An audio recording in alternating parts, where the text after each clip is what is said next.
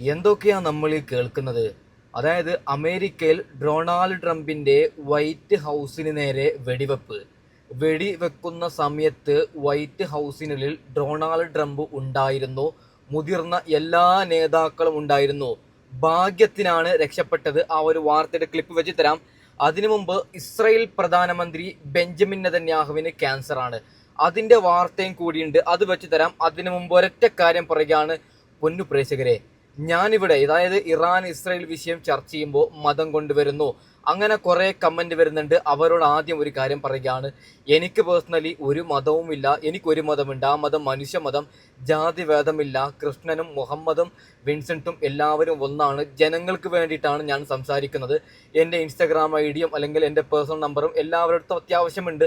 നിങ്ങൾക്ക് എന്തെങ്കിലും പ്രശ്നമുണ്ടെങ്കിൽ ഞാൻ അതിനെക്കുറിച്ച് സംസാരിക്കും. ജനങ്ങൾക്ക് വേണ്ടിയിട്ടാണ്. തെറ്റാരുടെ ഭാഗത്താണ്, അതാണ് നമ്മൾ ചർച്ച ചെയ്യുന്നത്. അതുകൊണ്ട് ഇതിൻ്റെ താഴെ ആരും മതത്തിൻ്റെ കമന്റ് ഇടണ്ട. ആദ്യം നമുക്ക് ഇസ്രായേൽ പ്രധാനമന്ത്രി ബെഞ്ചമിൻ നെതന്യാഹുവിന് ക്യാൻസർ വന്ന ആ ഒരു വാർത്തയുടെ ക്ലിപ്പ് ഒന്ന് കേട്ട് നോക്കാം. ഓക്കെ. नेतन्याहू को हुई कैंसर की बीमारी, खुद जानकारी साझा करके लिखा कि अब ठीक हूं, 2 महीने पहले कराया था ऑपरेशन, ईरान गलत तरीके से खबर फैलाता इसलिए अब तक छुपा कर रखी थी ये बात. കേട്ടല്ലോ നിങ്ങൾ, ബെഞ്ചമിൻ നെതന്യാഹുവിന് ക്യാൻസർ എവിടെയെന്നല്ലേ, ഞാനത് എടുത്തു പറയുന്നില്ല. ഇതാണ്, അതായത് നമ്മൾ മൂത്രമൊഴിക്കുന്ന ആ സ്ഥലത്താണ് ക്യാൻസർ വന്നത്. പൊന്നു മനുഷ്യന്മാരെ, ബെഞ്ചമിൻ നെതന്യാഹുവിനെന്നല്ല, അമേരിക്കയിൽ ഡൊണാൾഡ് ട്രംപിനെന്നല്ല, പ്രധാനമന്ത്രി നരേന്ദ്രമോദി, രാഹുൽ ഗാന്ധി, നമുക്കാർക്കും ഇങ്ങനെ വരരുത് എന്ന് പ്രാർത്ഥിച്ചുകൊണ്ട് ഞാൻ വിഷയത്തിലേക്ക് കടക്കാം. നോക്കൂ നിങ്ങൾ, ഈ പറയുന്ന ബെഞ്ചമിൻ നെതന്യാഹു ആരാണ്? പലസ്തീനിൻ്റെ വിഷയം നമുക്കിവിടെ എന്തായാലും ചർച്ച ചെയ്യണം പൊന്നു മനുഷ്യന്മാരെ.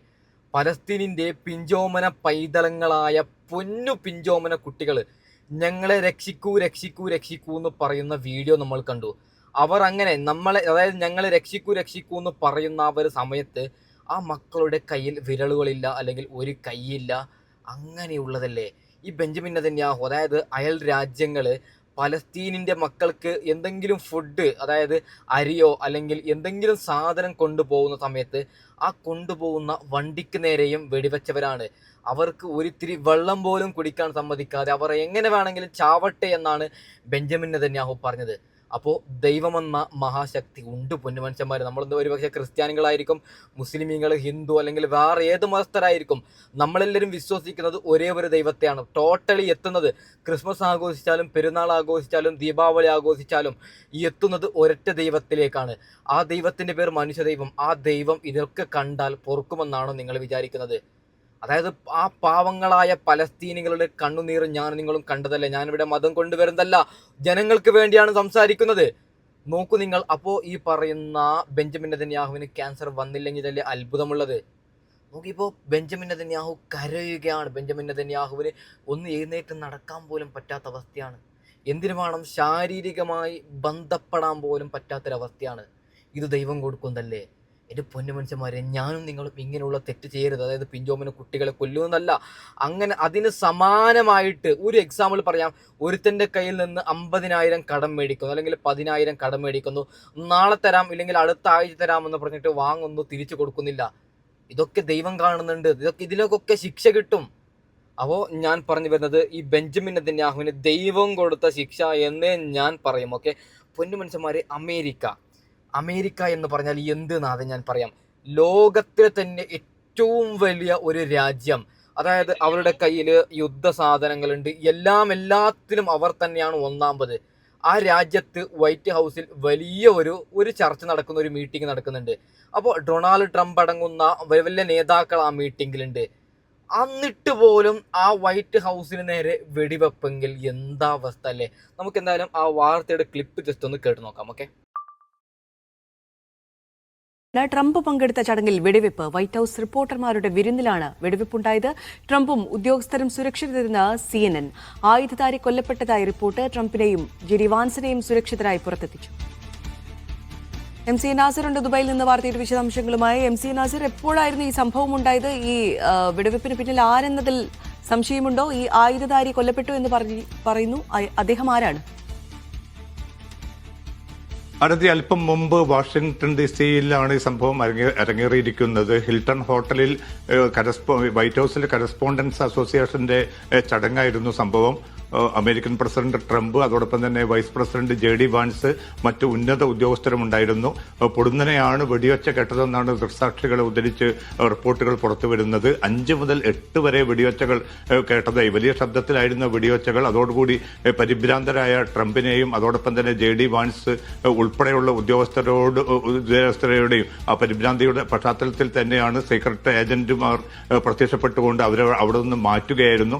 വലിയ പരിഭ്രാന്തിയുടെയും ആശങ്കയുടെയും മിനിറ്റുകളായിരുന്നു പിന്നിട്ട് പോയതെന്ന് CNN ഉൾപ്പെടെ അമേരിക്കൻ മാധ്യമങ്ങൾ ഇപ്പോൾ റിപ്പോർട്ട് ചെയ്യുന്നുണ്ട്. പക്ഷെ ആർക്കെങ്കിലും ഏതെങ്കിലും അർത്ഥത്തിലുള്ള പരിക്കേറ്റതായിട്ട് ഇതുവരെ സ്ഥിരീകരിച്ച റിപ്പോർട്ടുകളും പുറത്തു വന്നിട്ടില്ല. അതേസമയം ആയുധധാരിയെ വകവരുത്തിയതായിട്ടുള്ള റിപ്പോർട്ടുകൾ വിവിധ മാധ്യമങ്ങളിലൂടെ പുറത്തു വരുന്നുണ്ട്. ആരാണ് ഈ ആക്രമണത്തിന് തുനിഞ്ഞതെന്നും എങ്ങനെ ഇത്രയും സുരക്ഷിതമായിട്ടുള്ള ഒരു കേന്ദ്രത്തിൽ ഈ തോക്കുമായിട്ടൊരാൾക്ക് പ്രവേശിക്കാൻ സാധിച്ചു എന്നത് ഉൾപ്പെടെയുള്ള ചോദ്യങ്ങൾ സ്വാഭാവികമായിട്ടും വരും മണിക്കൂറുകളിൽ വലിയ തോതിൽ ചർച്ചയാവും. കാരണം ട്രംപും JD വാൻസും പങ്കെടുക്കുന്ന ഏറ്റവും സുരക്ഷിതമായിട്ടുള്ള, അതും ഈ സംഘർഷം, ഇറാൻ സംഘർഷവും വെനിസുല പ്രശ്നവും മറ്റൊക്കെ നിലനിൽക്കുന്ന ഒരു സാഹചര്യത്തിൽ ഇത്രയും സുരക്ഷിതമായിട്ടുള്ള കേന്ദ്രത്തിൽ തോക്കുമായിട്ട് പുറത്തു നിന്നുള്ള ഒരാൾക്ക് പ്രവേശിക്കാൻ സാധിച്ചുവെങ്കിൽ അമേരിക്ക പറയുന്ന, അല്ലെങ്കിൽ അമേരിക്കയിൽ എല്ലാവരും പ്രതീക്ഷിക്കുന്ന ആ സുരക്ഷിതത്വത്തെക്കുറിച്ചുള്ള വലിയ ഒരു ചോദ്യം കൂടിയാണ് ഇപ്പോൾ നാസിർ, ഈ സുരക്ഷിതത്വം അത് ട്രംപൊക്കെ പങ്കെടുക്കുന്ന ഒരു പരിപാടി എന്ന് പറയുമ്പോൾ അത്രയധികം സുരക്ഷ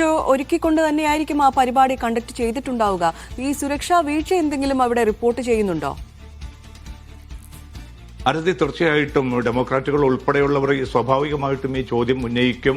കാരണം ട്രംപിനെ സംബന്ധിച്ചിടത്തോളം ഇത്രയും വലിയ നിർണായകമായിട്ടുള്ള ഒരു സൈനിക സംഘർഷങ്ങൾ തുടരുന്ന ഒരു സാഹചര്യത്തിൽ സംഘടിപ്പിക്കുന്ന ഒരു ചടങ്ങ്, വാഷിംഗ്ടൺ DC-യിലെ ഏറ്റവും സുരക്ഷിതത്വം കരുതുന്ന ഹിൽട്ടൺ ഹോട്ടൽ പോലുള്ള ഒരു സംവിധാനത്തിൽ നടക്കുന്ന ഒരു ചടങ്ങ്, അവിടെ 5 മുതൽ 8 വരെ വെടിവെച്ചകൾ കേൾക്കുന്ന ഒരു സാഹചര്യം, പരിഭ്രാന്തരായിട്ട് ഏറ്റവും ഉന്നതരായിട്ടുള്ള ഭരണകൂടത്തിന്റെ വളരെ തലപ്പത്തുള്ളവർക്ക് പോലും ഒരു സുരക്ഷ നൽകാൻ പറ്റാതെ പോയ സാഹചര്യം, ഇതൊക്കെ ഇനി വരും ദിവസങ്ങളിൽ സ്വാഭാവികമായിട്ടും അമേരിക്കക്കുള്ളിലും പുറത്തും ചർച്ചയാവുമെന്ന കാര്യം ഉറപ്പാണ്. ഓക്കെ, ഒരു കാര്യം പറയാം.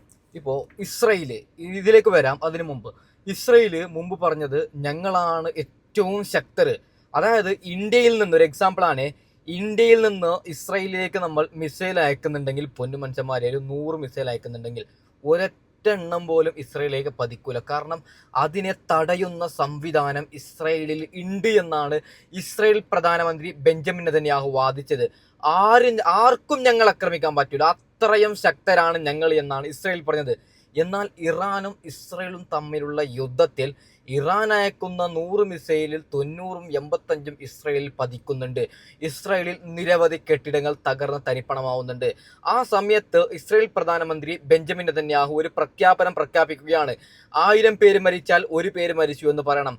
100 കെട്ടിടങ്ങൾ തകർന്നാൽ 2 കെട്ടിടങ്ങൾ തകർന്നു എന്ന് പറയണം. അതായത് ഇറാനിന്റെയും പോകുന്നുണ്ടൊക്കെ, പക്ഷെ ഇറാനിൽ നിന്ന് വൃത്തിയായിട്ടുള്ള കണക്ക് പുറത്തു വരുന്നു എന്നാണ്. 1000 പേര് മരിച്ചാൽ ഒരു 100 പേർ കുറച്ചിട്ട് 900 പേര് മരിച്ചു എന്ന് പറയുന്നുണ്ട്. എല്ലാം ക്ലിയറായി കൃത്യമായിട്ട് പറയുന്നുണ്ടെന്ന് ഞാൻ പറയുന്നില്ല.